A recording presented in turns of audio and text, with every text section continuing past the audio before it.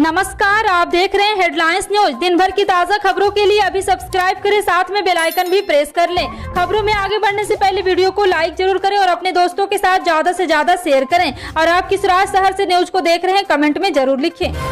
2024 के लोकसभा चुनाव की तैयारी शुरू हो चुकी है। हर पार्टी अपने अपने हिसाब से रणनीति बनाने से जुट गई है। ऐसे राजनीतिक माहौल में एबीपी न्यूज आज देश का मूड दिखाने जा रहा। जी हां, आपको बता दें कि न्यूज के लिए सी वोटर ने त्वरित सर्वे किया। उस सर्वे में 6222 लोगों से बात की गई है। इस सर्वे से सवाल किया गया, गांधी परिवार से बाहर पार्टी अध्यक्ष से कांग्रेस को फायदा होगा या नुकसान। इस पर चौंकाने वाला नतीजा सामने आया। इस सवाल के जवाब में 64% लोगों ने कहा कि फायदा होगा और 36% ने नुकसान के पक्ष में वोट किया। पश्चिम बंगाल के हावड़ा जिले में छात्र नेता अनीस खान की रहस्यमय मौत पर विवादों के बीच उनके चचेरे भाई सलमान खान, जो अपने भाई की मौत की सीबीआई जांच की मांग को लेकर चल रहे आंदोलन की अगुवाई कर रहे थे, अज्ञात बदमाशों ने उन पर हमला कर दिया। वो गंभीर रूप से घायल हो गए। खून से लथपथ सलमान को पहले बगनान ग्रामीण अस्पताल ले जाया गया। बाद में उनकी हालत गंभीर होने पर उन्हें उलवेरिया उप मंडल अस्पताल में स्थानांतरित कर दिया गया है। प्रधानमंत्री किसान सम्मान निधि योजना को किसानों के सम्मान की योजना भी कहते हैं। इस योजना के तहत हर साल किसानों के बैंक खाते में 6000 रुपए की सम्मान राशि ट्रांसफर की जाती है। अभी तक किसानों के खाते में 2-2 हजार की 11वीं किस्त ट्रांसफर हो चुकी है और किसानों को 12वीं का बेसब्री से इंतजार है। इस बीच उत्तर प्रदेश में करीब 21 लाख अपात्र किसानों को पीएम किसान योजना से बाहर कर दिया गया है। मीडिया रिपोर्ट की माने तो अब इन अपात्र किसानों को 12वीं किस्त का लाभ नहीं दिया जाएगा। समाजवादी पार्टी के राष्ट्रीय अध्यक्ष अखिलेश यादव और यूपी के उप मुख्यमंत्री केशव प्रसाद मौर्य के बीच ट्विटर वार थमने का नाम नहीं ले रहा है। दोनों ने शनिवार को भी एक दूसरे पर निशाना साधा है। सपा मुखिया अखिलेश यादव ने एक बार फिर प्रदेश के उप मुख्यमंत्री बने केशव प्रसाद मौर्य की फोटो के साथ एक ट्वीट किया है। केशव प्रसाद मौर्य की इस तस्वीर में वो मुस्कुरा रहे हैं। अखिलेश यादव ने लिखा है कि आप इतना जो मुस्कुरा रहे हो, आपके मंत्रालय में बजट की कटौती हो गई है।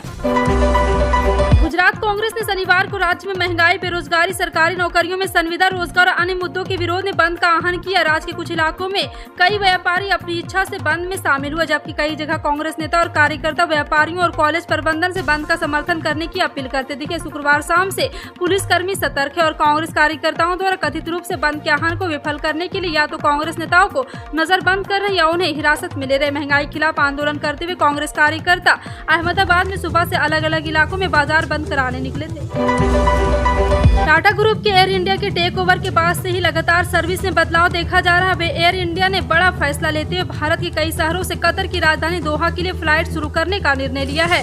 यह फ्लाइट भारत के बड़े शहर जैसे मुंबई, हैदराबाद और चेन्नई से दोहा के बीच ऑपरेट करेगी। बता दें कि यह फ्लाइट भारत से दोहा डायरेक्ट होगी। यह उड़ानें 30 अक्टूबर के बाद से शुरू होगी। एयर इंडिया ने यह फैसला कतर में हो रहे फुटबॉल विश्व कप को देखते हुए लिया है। इसके अलावा कंपनी दिल्ली से दोहा डायरेक्ट फ्लाइट का पहले से ही संचालन कर रही है। रेल मंत्री अश्विनी वैष्णव ने जानकारी देते हुए बताया कि बीते शुक्रवार को ट्रायल के दौरान वंदे भारत ट्रेन ने 0 से 100 किलोमीटर की स्पीड महज 52 सेकंड में पूरा कर दे बुलेट ट्रेन के 54 सेकंड के रिकॉर्ड को भी पीछे छोड़ दिया है। देश की सेमी हाई स्पीड ट्रेन का अहमदाबाद से मुंबई के बीच तीसरा trial research design and standard organisation यानी RDSO द्वारा किया गया। इस दौरान वंदे भारत ट्रेन को 0 से 100 की स्पीड पर पहुंचने में महज 52 सेकंड का समय लगा, जबकि इस स्पीड पर पहुंचने पर बुलेट ट्रेन को रिकॉर्ड 54.6 सेकंड का है। राजस्थान के जोधपुर में अमित शाह ने कांग्रेस और राहुल गांधी के आड़े हाथों लिया। केंद्रीय गृह मंत्री अमित शाह ने कांग्रेस की भारत जोड़ो यात्रा पर कटाक्ष करते हुए कहा कि राहुल गांधी को पहले भारत का इतिहास पढ़ना चाहिए। इतना ही नहीं, शाह ने राजस्थान की गहलोत सरकार पर भी निशाना साधा है। उन्होंने अशोक गहलोत पर वोट बैंक और तुष्टीकरण की नीति अपनाने का आरोप लगाया। बता दें कि अमित शाह जोधपुर में रावण चबूतरा मैदान में भारतीय जनता पार्टी के बूथ कार्यकर्ता संकल्प महासम्मेलन को संबोधित कर रहे थे। राहुल गांधी की भारत जोड़ो यात्रा का जिक्र करते हुए मंत्री ने कहा कि अभी राहुल बाबा भारत जोड़ो यात्रा पर निकले हैं। विदेशी टी-शर्ट पहनकर वो भारत जोड़ने निकले हैं। दिल्ली के मुख्यमंत्री अरविंद केजरीवाल ने पंजाब में आम आदमी पार्टी की सरकार की तारीफ करते हुए कहा है कि जहां एक और पूरे देश में अन्य सरकारें पक्की सरकारी नौकरियां खत्म करके संविदा कर्मचारी भर्ती कर रही, तो वहीं पंजाब की आप सरकार ने संविदा कर्मियों को पक्का करना शुरू किया है। आपके संयोजक ने कहा कि पंजाब के मुख्यमंत्री भगवंत मान जी ने 5 सितंबर को शिक्षक दिवस वाले दिन एक बहुत बड़ी घोषणा की थी। यह घोषणा न केवल पंजाब के लिए बल्कि पूरे देश के लिए और अर्थव्यवस्था के लिए बहुत महत्वपूर्ण है। उन्होंने 8736 संविदा टीचर्स पक्के करने की घोषणा की थी। यह देश में पहली बार हो रहा है। देश की राजधानी दिल्ली में मवेशियों में लंपी वायरस के कम से कम 173 मामले सामने आए और इनमें से अधिकतर मामले दक्षिणी और पश्चिमी जिले में है। लंपी से अब तक किसी मवेशी की मौत की खबर नहीं। अधिकारियों ने जानकारी दी। एक वरिष्ठ अधिकारी ने बताया कि पहला मामला लगभग 8 से 10 दिन पहले सामने आया था और अब तक किसी की मौत की खबर नहीं। उन्होंने कहा कि सरकार वलयाकार टीकाकरण रणनीति का इस्तेमाल करेगी, जिसके तहत 5 किलोमीटर के दायरे में स्वस्थ मवेशियों को गॉट पॉक्स वैक्सीन दी जाएगी।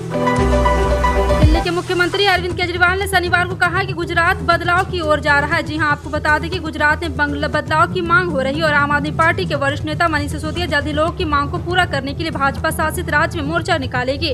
हालांकि आपके राष्ट्रीय संयोजक ने अपने ट्विटर पोस्ट में इस बात का जिक्र नहीं किया कि सिसोदिया गुजरात में बदलाव के लिए अपनी पार्टी का मार्च निकालने के लिए कब वहां जाएंगे। केजरीवाल ने एक ट्वीट में कहा कि गुजरात बदलाव मांग रहा, जल्द ही मनीष सिसोदिया जी गुजरात में निकालेंगे यात्रा।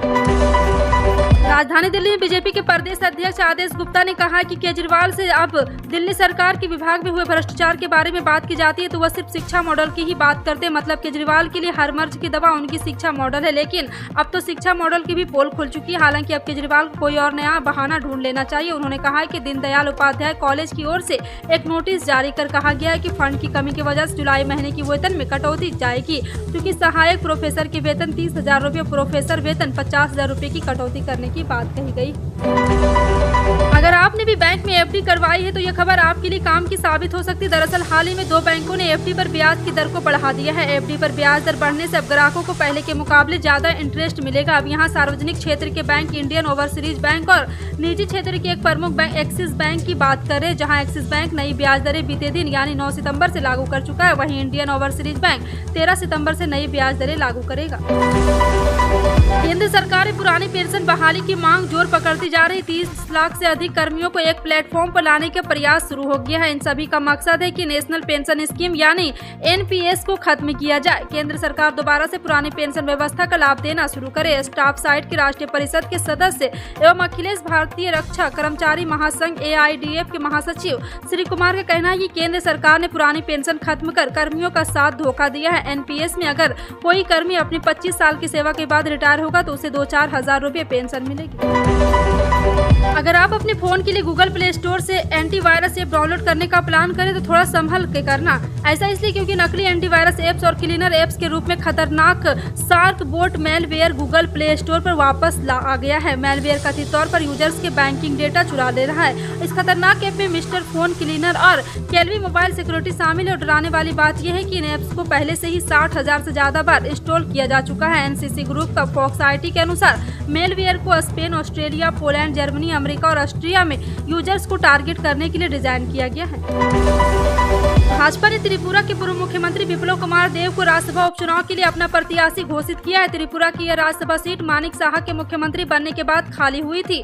उपचुनाव 22 सितंबर को होना है। विधानसभा में भाजपा बहुमत में ऐसे विप्लव की जीत लगभग तय मानी जा रही है। इससे पहले विप्लव देव ने मुख्यमंत्री पद से हटाकर साहा को मुख्यमंत्री बनाया गया था। भारतीय सेना के पहले चीफ ऑफ डिफेंस स्टाफ दिवंगत जनरल बिपिन रावत को शनिवार को सम्मान दिया गया। अरुणाचल प्रदेश के किबिथु में एक सैन्य स्टेशन और सड़कों को उनका नाम दिया गया। चीन के साथ वास्तविक नियंत्रण रेखा पर लगी लोहित घाटी पर स्थित सैन्य स्टेशन अब जनरल बिपिन रावत के नाम से जाना जाएगा। इसके अलावा इस पहाड़ी गांव की एक प्रमुख सड़क को भी उन्हीं का नाम दिया गया है। बता दें CDS जनरल बिपिन रावत का दिसंबर 2021 में एक हेलीकॉप्टर हादसे में निधन हो गया था। बिहार के मुख्यमंत्री नीतीश कुमार ने राज्य के विभिन्न विभागों में खाली पदों को भरने के लिए भर्ती प्रक्रिया में तेजी लाने के निर्देश दिए हैं। नीतीश कुमार ने इसे लेकर शनिवार को पटना में एक समीक्षा बैठक भी ली। खाली पदों को भरने को लेकर सीएम के निर्देश पर राज्य के उप मुख्यमंत्री तेजस्वी यादव ने भी प्रतिक्रिया दी। उन्होंने शनिवार को एक ट्वीट किया। इस ट्वीट में उन्होंने नीतीश कुमार की जमकर तारीफ की तो बीजेपी पर जमकर निशाना भी साधा। उन्होंने अपने ट्वीट में लिखा है कि बिहार के युवाओं के लिए खुशखबरी, माननीय मुख्यमंत्री जी के निर्देशानुसार शिक्षा, स्वास्थ्य सहित अन्य विभागों के बाद अब पुलिस बल की संख्या बढ़ाने व भर्ती प्रक्रिया में तेजी आएगी। बिहार के युवाओं को भ्रमित कर 2 वर्ष बर्बाद करने वाली बीजेपी के पास नौकरी रोजगार पर कोई एजेंडा जवाब नहीं है। लोक गायक सिद्धू मूसेवाला हत्याकांड में शामिल 5वें शूटर को पुलिस ने गिरफ्तार कर लिया। इस बात की जानकारी पंजाब पुलिस ने खुद ही ट्वीट करके दी है। पंजाब पुलिस के DGP के आधिकारिक ट्विटर हैंडल से किए गए ट्वीट में कहा गया है कि पंजाब पुलिस ने एक बड़ी सफलता हासिल करते हुए केंद्रीय एजेंसियों और दिल्ली पुलिस के साथ संयुक्त अभियान में सिद्धू मूसेवाला हत्याकांड में शामिल फरार शूटर दीपक मुंडी को 2 साथियों के साथ गिरफ्तार कर लिया गया।